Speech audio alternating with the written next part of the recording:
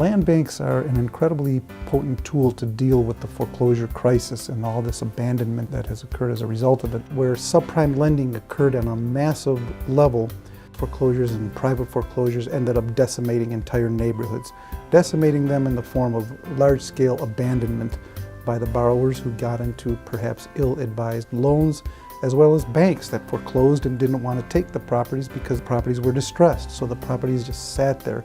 They became vandalized. And it continues to be large-scale chaos in certain portions of the county and certain neighborhoods. Land banks have become an important part of reimagining our communities. Land banks are now playing a role of redevelopment on a much larger scale than any other local community development corporation or city entity. We usually get a pool from Fannie Mae, HUD, tax foreclosure, and banks. On average, we receive about 100 properties a month. We acquire these properties based on an evaluation that we do prior to taking title, and that evaluation will tell us whether or not it's a demolition or a rehab. If it's going to be marketed for rehabilitation because the property has some good features to it, we then prepare the specifications and we do what's necessary to repurpose that property and get it rehabilitated. If a qualified buyer comes forward and is interested in purchasing a house from the land bank, what we essentially do is provide that buyer with what we call a renovation specification.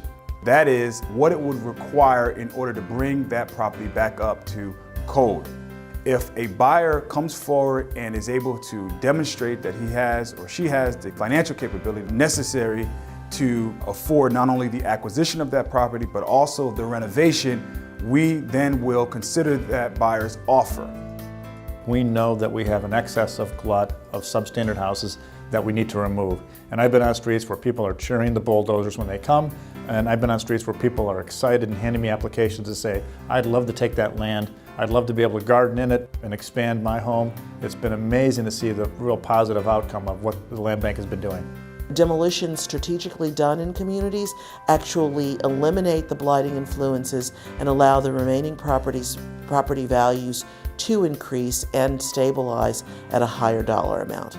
We needed to find a tool, a vehicle, a repository in which that chaos could be harnessed by bringing those properties into the land bank so that those properties could properly be triaged, they could be examined.